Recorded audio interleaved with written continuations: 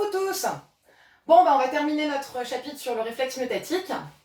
On s'était arrêté au niveau de la définition ainsi que du schéma du potentiel d'action, c'est-à-dire du message électrique qui passe d'un neurone à un autre et qui permet du coup le passage d'un message nerveux. Et on va passer au petit 3, c'est-à-dire propagation et codage du message nerveux. Comme on l'a vu, le potentiel d'action a toujours la même amplitude, c'est-à-dire 100 millivolts. Il n'excède jamais 100 millivolts et normalement, il n'est pas censé descendre en dessous de 100 millivolts. Si jamais le potentiel d'action est plus faible, c'est qu'il y a une pathologie. Ça veut dire que le message, il n'est pas codé par l'amplitude du potentiel d'action, il va être codé par la fréquence des potentiels d'action.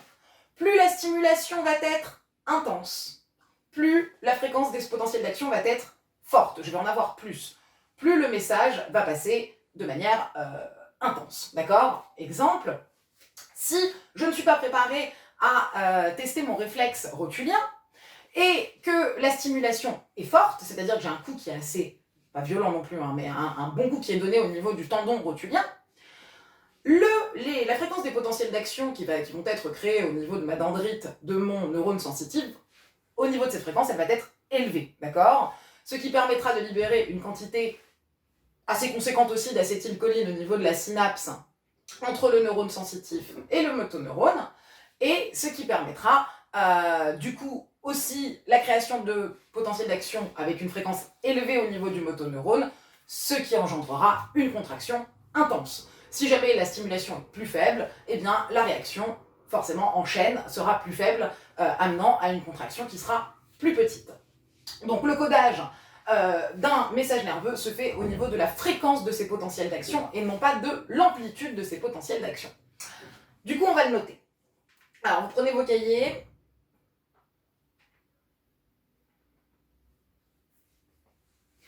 Le message nerveux se propage le long de la fibre nerveuse. Point. Si le neurone possède une gaine de myéline, le message sera plus rapide. Point. Un motoneurone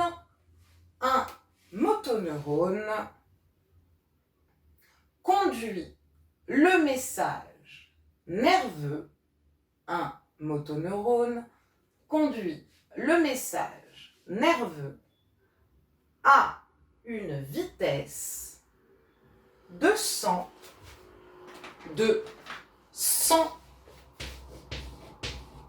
mètres par seconde.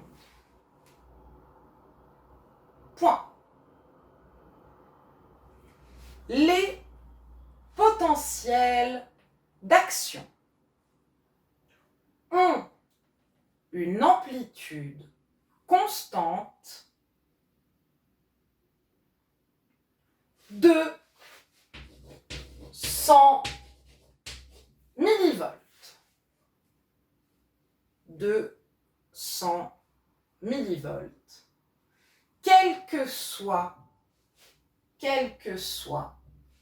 l'intensité de la stimulation. Point. Plus la stimulation est forte, plus la stimulation est forte, plus la fréquence des potentiels d'action, plus la fréquence des potentiels d'action est élevée. Point. En rouge, s'il vous plaît. La stimulation est donc codée en fonction de la fréquence des potentiels d'action. Point. On va faire un petit schéma pour montrer. Voilà, vous prenez les schémas. Donc vous voyez, si j'ai une stimulation qui est intense, mes potentiels d'action vont être très rapprochés les uns des autres. J'aurai une fréquence élevée. En revanche, en dessous, si ma stimulation est peu intense, mes potentiels d'action seront plus éloignés les uns des autres. La fréquence sera du coup plus faible. Voilà. Grand 4. Alors du coup, maintenant on va voir comment ça fonctionne. La synapse, je vous rappelle que la synapse, c'est la jonction entre deux neurones ou entre un neurone et un muscle, d'accord? Là, ici, vous avez un bel exemple de synapse juste là, et je vous ai redessiné une belle synapse. Donc là, on voit qu'on a le bouton synaptique du neurone qui va envoyer le message, d'accord? Le corps cellulaire du neurone qui va recevoir le message et le retransmettre ou non, selon, comme on l'a dit, l'intensité de la stimulation, etc., la fréquence des potentiels d'action. Une synapse, c'est une jonction, d'accord? On remarque bien que d'ailleurs, elle n'est pas complète, ils ne sont pas complètement collés, on a un espace, d'accord, entre les deux cellules, un espace qui n'est pas très grand, d'accord, mais un espace quand même entre les deux cellules. Une synapse, c'est composé, du coup, d'un bouton synaptique, d'un neurone, on va dire présynaptique, c'est-à-dire celui qui va envoyer le message, et d'un corps cellulaire, d'un neurone post-synaptique, c'est-à-dire qui va recevoir le message. L'espace entre ces deux neurones est appelé la fente synaptique. Elle est autour de 20 à 50 nanomètres, elle n'est pas très très grande, mais le message électrique ne peut pas passer, d'accord, entre ce neurone et celui-là, à cause de cette fente synaptique. C'est pour cela que les neurones ont deux manières de communication, le message électrique, mais aussi le message chimique. Comme on l'a vu, au niveau d'une synapse, les boutons synaptiques vont libérer des molécules. Ces molécules, elles vont s'accrocher à leurs récepteurs spécifiques, tout est spécifique dans le corps, à leurs récepteurs spécifiques qui sont positionnés sur la membrane du neurone, enfin du corps cellulaire du neurone post-synaptique qui va recevoir le message. Lorsque la molécule se pose, on va observer la formation de potentiels d'action si la molécule s'est posée en grande quantité, la formation de potentiel d'action et le message va passer d'un neurone à l'autre. Si jamais il n'y a pas assez de molécules qui a été envoyée par le neurone présynaptique, il y a des chances que le message ne repasse pas et qu'il n'y ait pas de potentiel d'action qui soit créé au niveau du neurone post-synaptique. Il faut savoir que on appelle ces molécules des neurotransmetteurs. Après, ce sont des protéines, basiques, d'accord? Mais on les appelle neurotransmetteurs parce qu'ils permettent de transmettre les messages entre deux neurones. Alors, on va indiquer dans le petit 1 la synapse, les différentes parties donc d'une synapse. Vous notez. Une synapse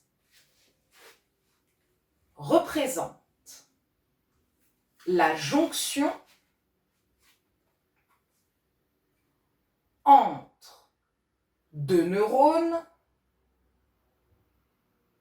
deux points en rouge, synapse neuronique,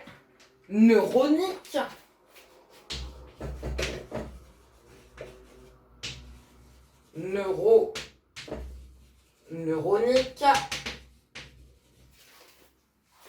ou entre un neurone et une fibre musculaire, deux points en rouge, synapse du coup, neuromusculaire. Synapse neuromusculaire. Point.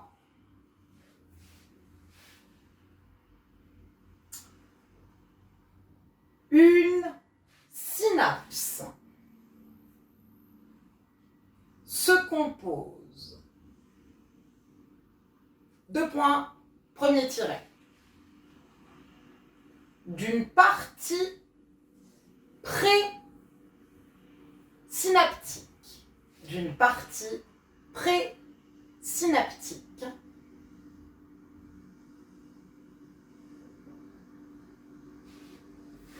deux points.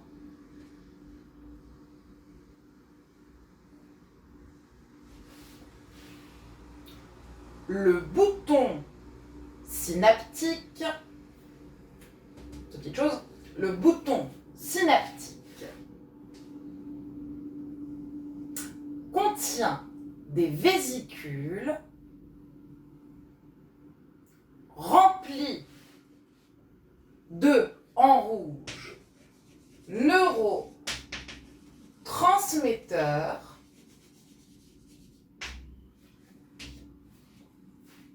remplis de, en rouge, neurotransmetteurs qui sont des substances chimiques qui permettent ou non, qui sont des substances chimiques qui permettent ou non le passage d'un message nerveux. Point. Deuxième tiret, en rouge. La fente synaptique. La fente synaptique.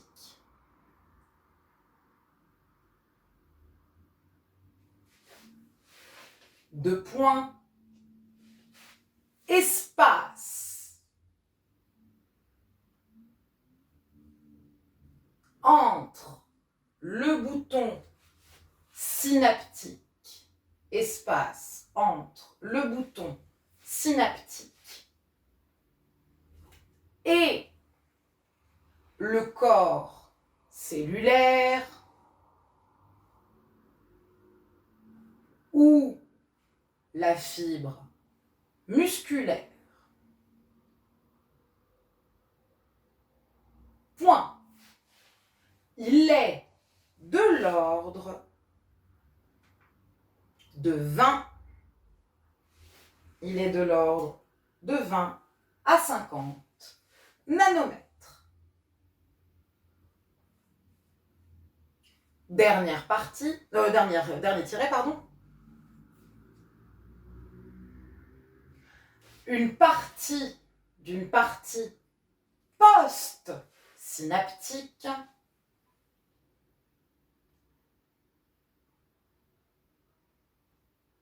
entre parenthèses, vous notez soit neurone, soit une fibre musculaire, qui possède des récepteurs spécifiques,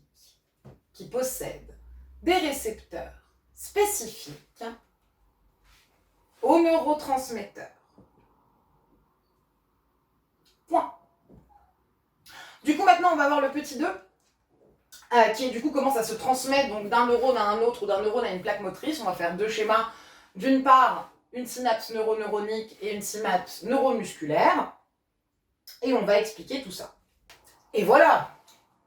Donc, schéma d'une synapse neuronique. Somme toute, il n'y a pas de grande différence avec une synapse neuromusculaire, si ce n'est que c'est pas un neurone là, c'est une plaque musculaire, mais il y a exactement les mêmes récepteurs, ça fonctionne de la même manière.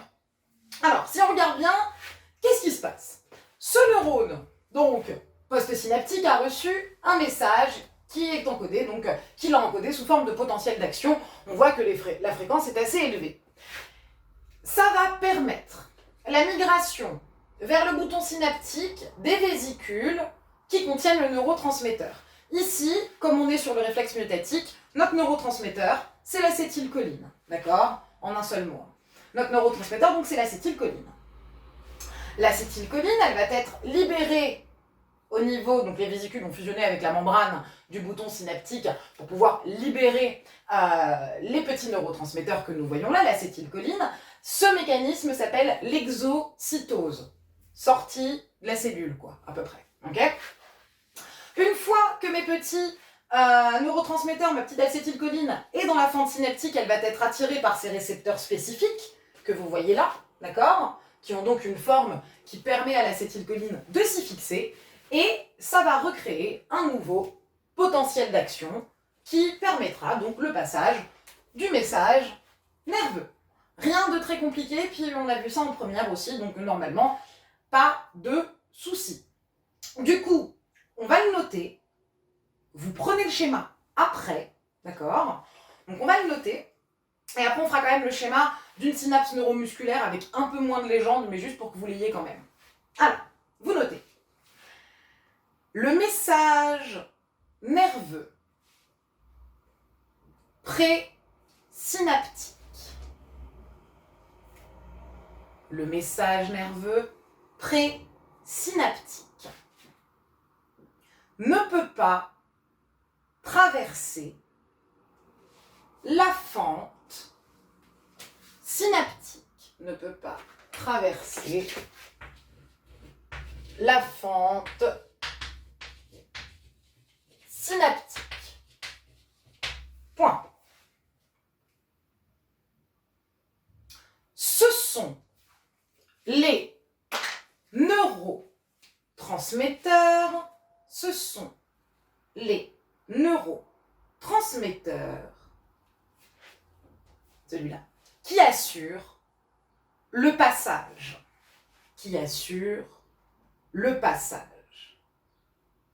Point. Dans le cas du réflexe myotatique,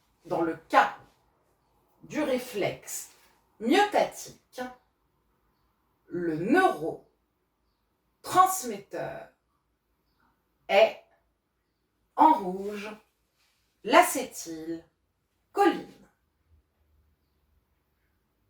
Point. À la ligne, les étapes de la transmission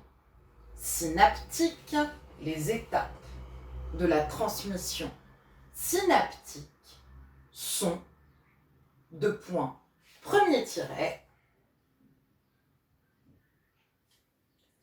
L'arrivée des potentiels d'action au niveau du bouton synaptique qui déclenche l'exocytose, en rouge, pardon, exocytose, qui déclenche l'exocytose, c'est-à-dire la libération d'un nombre plus ou moins important, c'est-à-dire la libération d'un nombre plus ou moins important de neurotransmetteurs dans la fente synaptique. Point. Deuxième tiret. Le neurotransmetteur se fixe sur ses récepteurs spécifiques localisés dans la membrane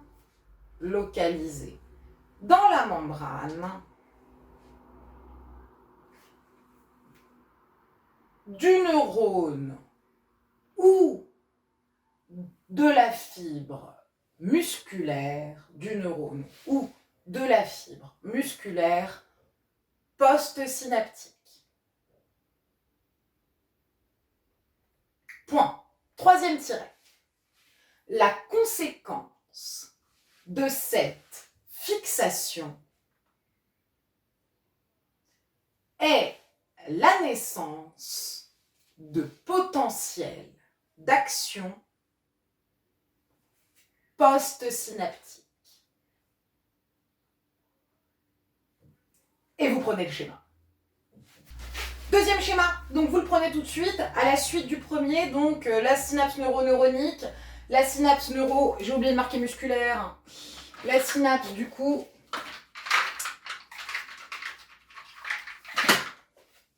neuromusculaire, qu'on peut aussi appeler d'ailleurs, sachez-le, ça aussi ça s'appelle la plaque motrice. Remarque, comme vous le voyez, c'est exactement la même chose, hein, sauf qu'en dessous, au lieu d'avoir un neurone, j'ai un muscle. C'est tout. Voilà. Alors, une fois que vous avez pris le schéma, en dessous, on note que... Pardon, vous faites pause. Et puis après, on note que au niveau d'une synapse, virgule, c'est la concentration en neurotransmetteurs libérés dans la fente synaptique qui représente le codage du message.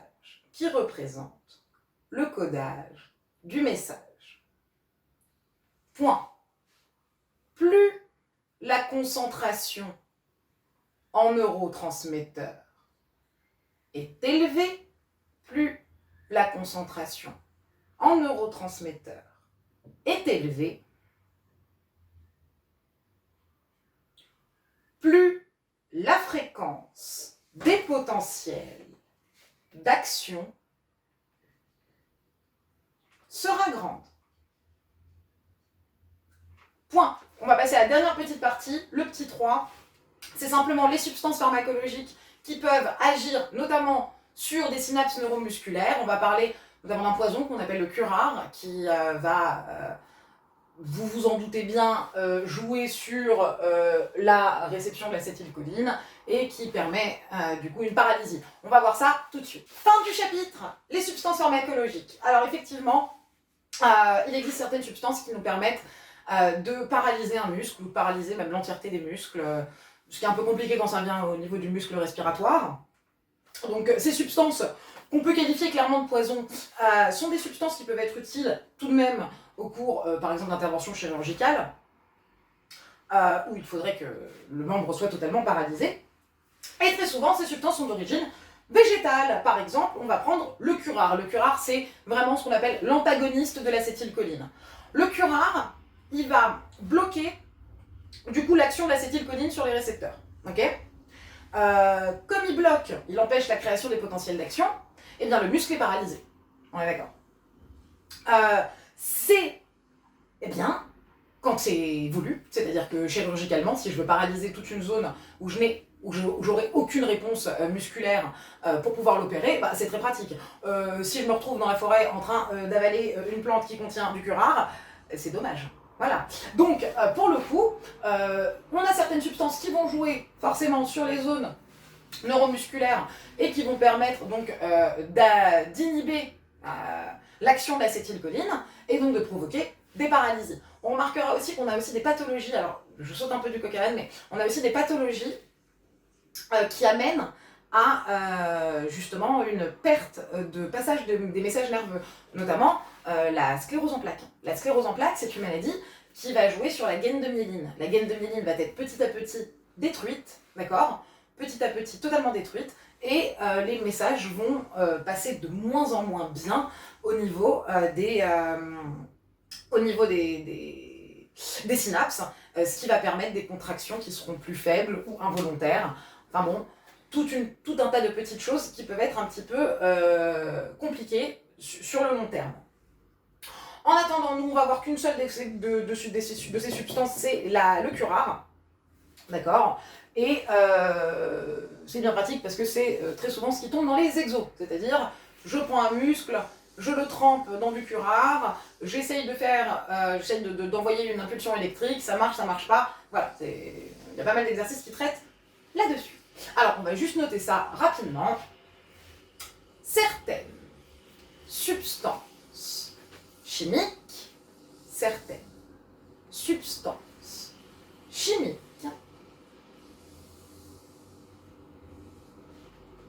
peuvent perturber le fonctionnement des synapses. Le en rouge, curare. Le en rouge, curare. D'origine végétale est une molécule capable de se fixer sur les récepteurs de l'acétylcholine.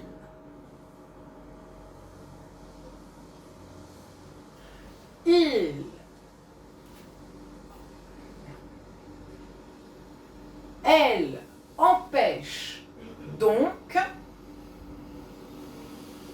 l'action de ce neurotransmetteur. Elles empêchent donc l'action de ce neurotransmetteur. Point.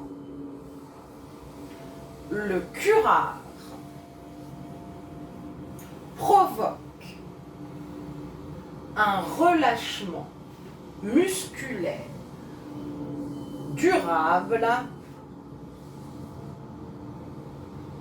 entre parenthèses, paralysie. Et peut-être mortel, et peut-être mortel,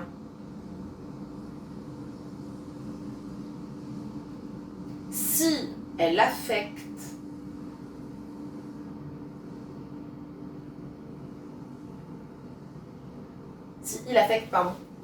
les muscles respiratoires, s'il affecte les muscles respiratoires. On dit en rouge que le curare est un antagoniste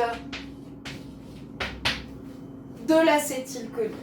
On dit en rouge que le curare est un antagoniste de l'acétylcholine. Point. Il existe aussi des substances capables de prolonger l'action. Il existe aussi des substances capables de prolonger l'action de l'acétylcholine.